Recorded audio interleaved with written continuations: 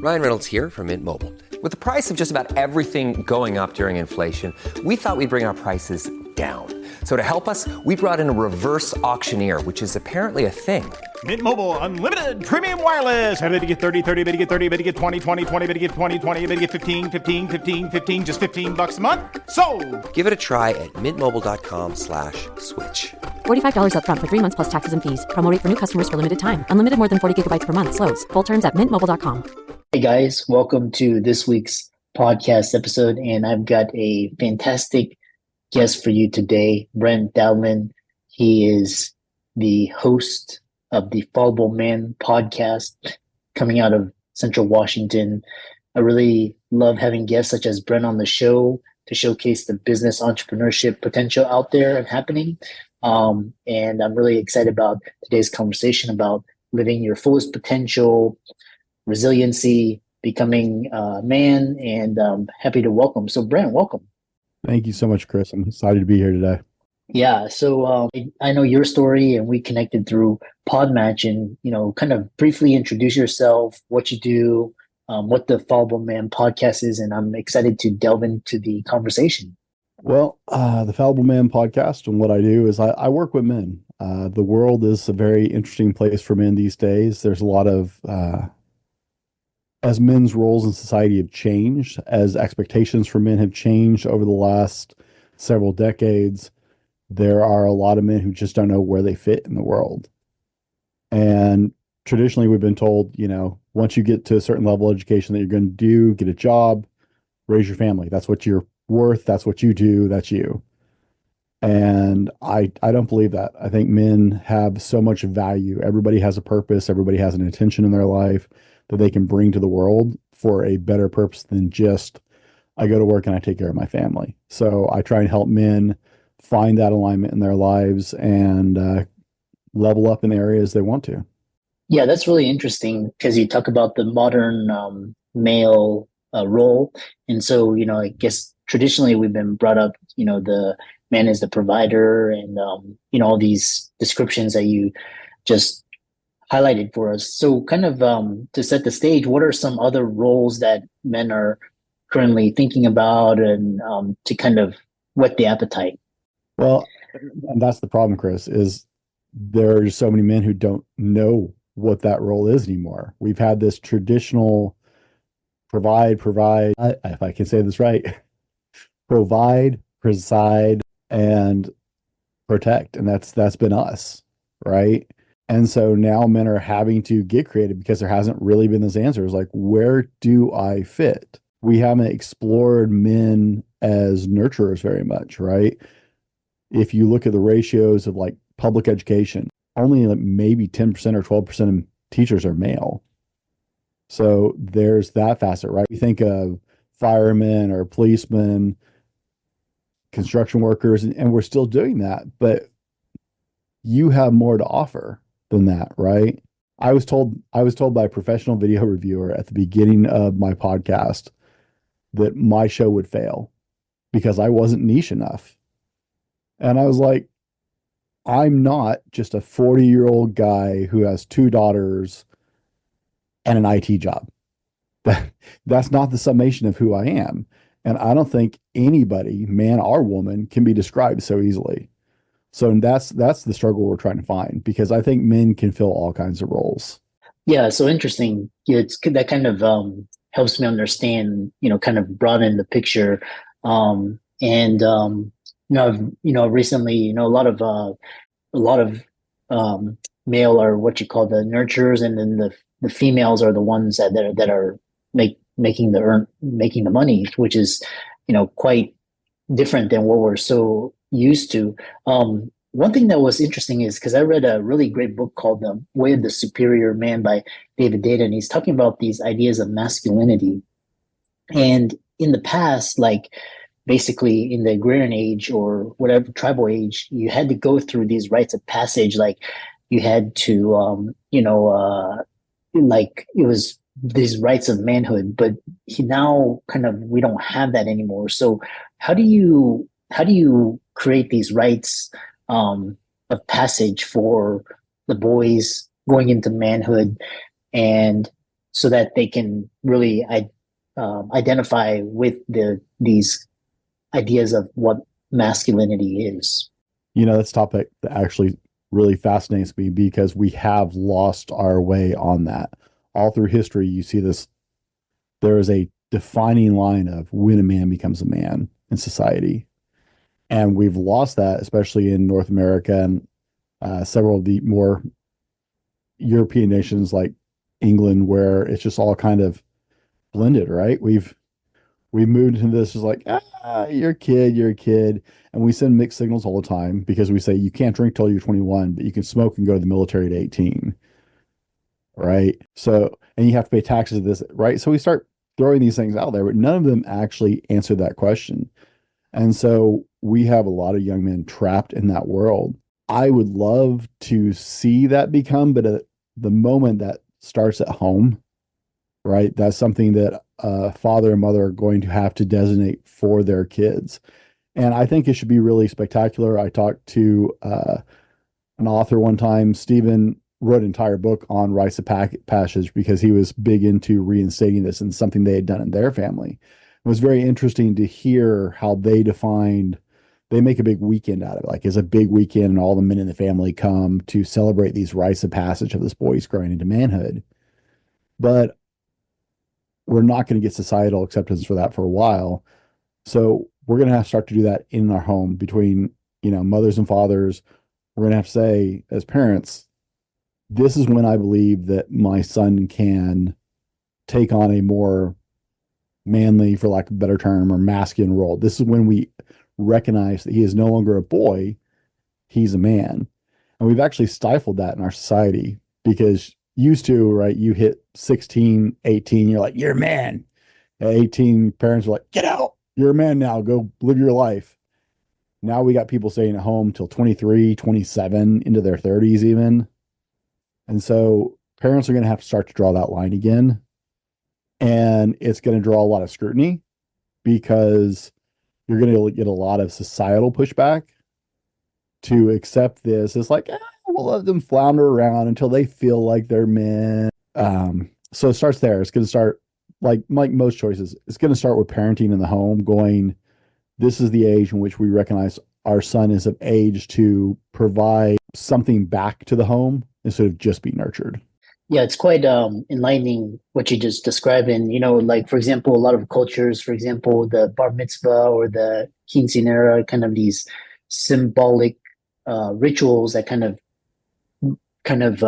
define, these certain points. The other question, because we don't have these, we don't have good models. And again, we have mixed signals and again, the media kind of defines these stereotypes of masculinity that could be quite toxic and result in a lot of problems. And it's quite prevalent. I mean, because I live in Latin America and I've traveled across, and it's kind of it's kind of prevalent in the Western, like the States and England, UK, Canada, but the other cultures, they don't seem to have this problem as much.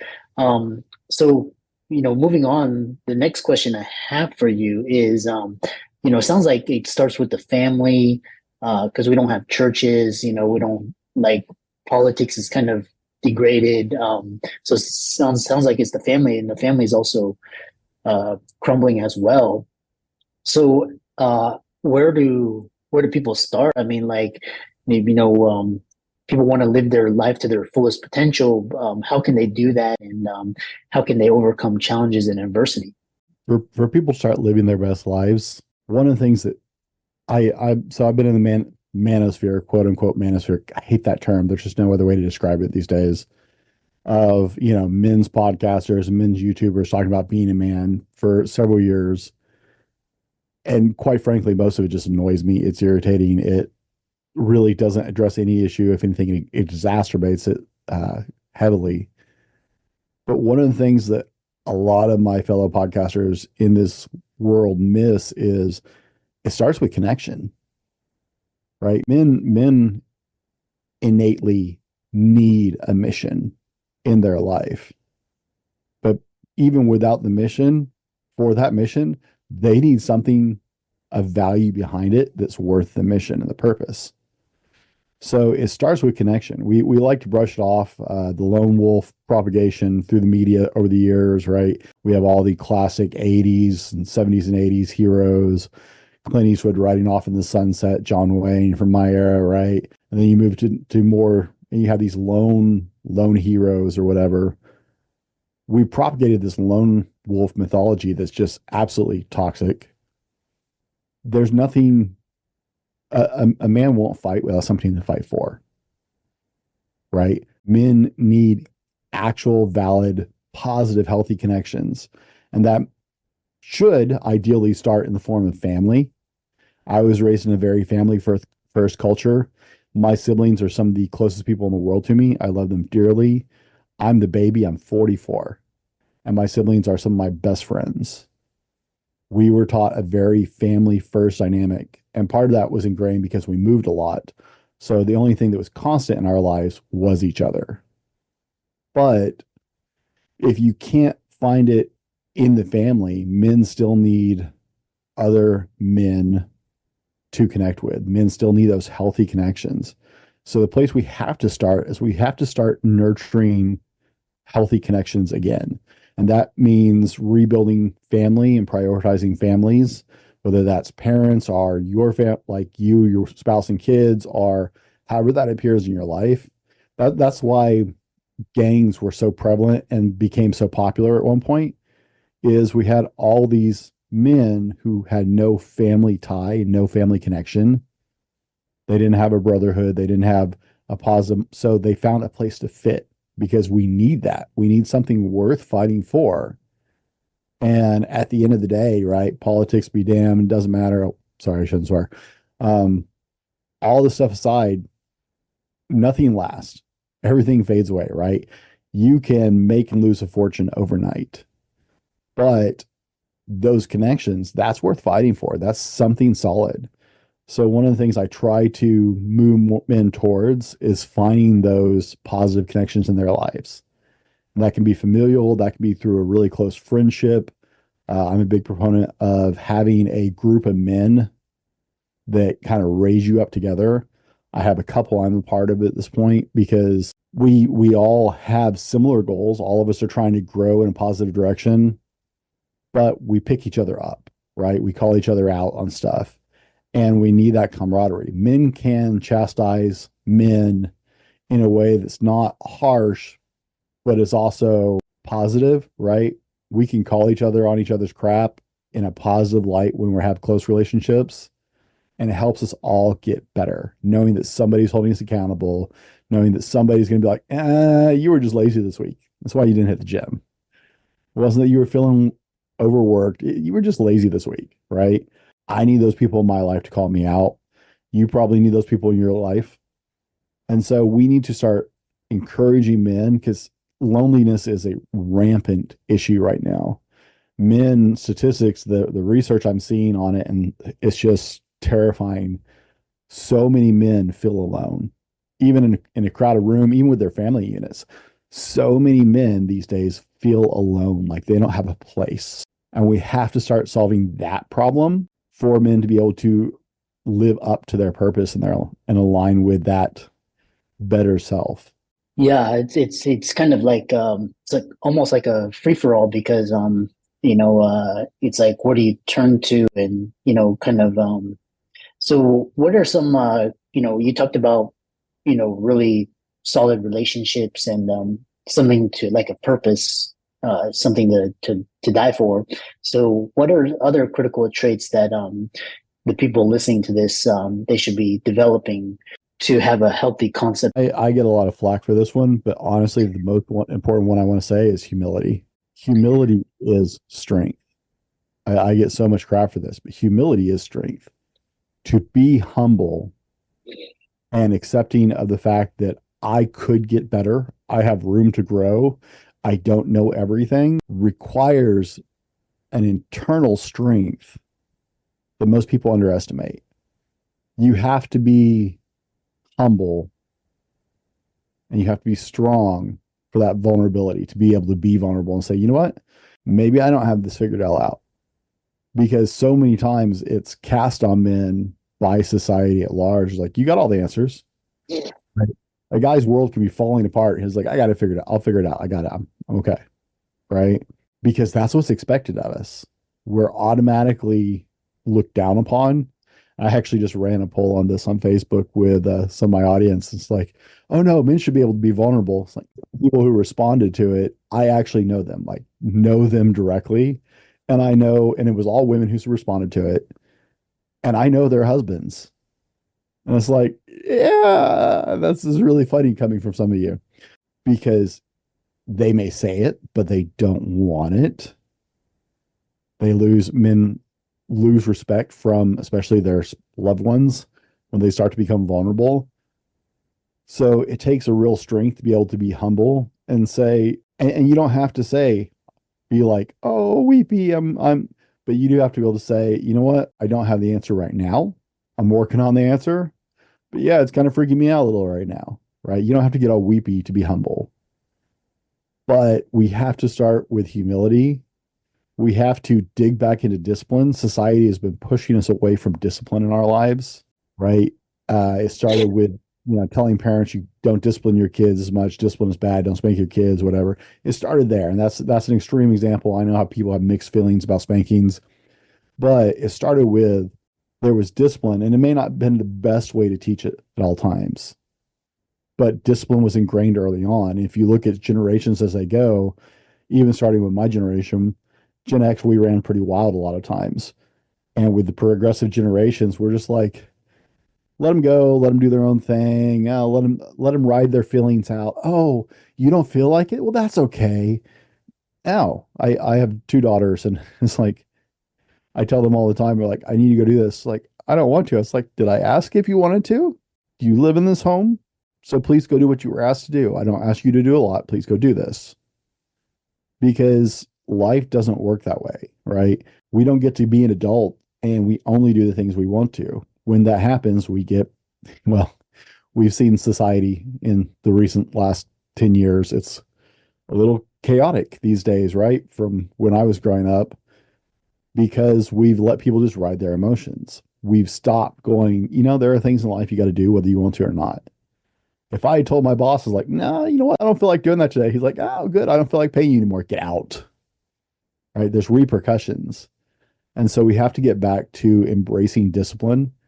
Discipline isn't, we think of it as such a negative connotation, but discipline is not something you do with people you don't care about. Discipline is something you do because you love somebody. Discipline is because you care what happens to them, right? If I don't care about you, I couldn't care less about what you do. Yeah, you want to go do something stupid? Go ahead. My daughters want to do something that's going to get them hurt. I'm like, no. This isn't a conversation. You can start doing burpees. My kids do burpees. I like to use burpees as a correlation to not doing what they're told. But if we start with humility and discipline and then tie in some integrity, we start a really good path forward. Yeah, it's quite interesting because you touched upon integrity, and so also elaborate on integrity because I think the erosion of the trust in society is really eroded, and nobody trusts anybody, and you can't trust leaders anymore. You can't. So how do you develop integrity? Where does that start? Integrity really starts at home. It's so many of our issues can be resolved with restoring a healthy family system in the world. But integrity really starts with home. I've told my daughters it is a much greater sin, for lack of a better term, to lie about what you did to me than it is to do whatever you did in my household. If you did something stupid, okay, yes, there are repercussions for that, right? There will be discipline or whatever needs to happen. But if you lie to me, I don't get angry about my daughters making bad choices until they try and lie about it. And that's very much in the household I grew up was the same way. It was, yes, you're going to make mistakes. No, what you did is not okay. Yes, there is, penalties for that, right? There's a repercussion for that. It's going back to the basic science, right? Every action has an opposite and equal reaction.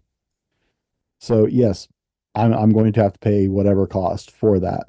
But lying to my parents was never tolerated. That was always much more, the penalties on that was much, much more severe because trust was all we had, right? When you get down to it, there was a time in our world when a handshake was a legally binding contract. As legal as paperwork or anything else, a handshake was a legally binding contract. Why? Because integrity was part of society. And so if I shook your hand and said, yes, I'm going to do this, it's done. That's it, right? And we need to start finding our way back there. And it starts at home with reinforcing the value of always telling the truth. It's really ironic these days because so many of like the government agencies of various countries, including the US, a lot of these big agencies like the FBI have their core values in their seals, and integrity is almost in every single one of them. And it's become such a sham. I was in the military for a while, and that was one of our core things in the Air Force was integrity. And that has become a mockery. Society has taken these things that gave us value as a society, that gave us strength and structure as society to function at a higher level, and started mocking them and making them a joke and degrading their value to where we have generations that are growing up with thinking integrity is a punchline. But that all starts at home. Schools aren't going to teach that. Schools aren't going to reinforce that. That all starts at home. And that's whether you're a single parent or a full set of parents, however you want to say it, it doesn't matter. That starts in the child's home because integrity is something that has to be ingrained early on, because otherwise it doesn't make sense. It's like, well, why would I do that? Why would I worry about that if no one's ever going to know? Because you know, for that to be effective, that has to be ingrained early on. How can people find out more about you? Check out your podcast, and because I know a lot of a lot of listeners, they're parents and they want to find out more and reach out to you. The easiest place to find me is thefallible-man-podcast.com. I have bi-weekly newsletters. I have another website. I have all kinds of things, but the easiest central place to just start is to go to thefallible-man-podcast.com and see what we got going on there. There's links to social media. There's a blog. There's a podcast. There's videos. And from there, I'm pretty easy to find. Yeah, and for all the audience, I really appreciate Brent coming on and giving a lot of true advice. And be sure to check out and follow, like his socials, and check out his podcast for up to date, engaging content. And thanks so much for coming on. My pleasure.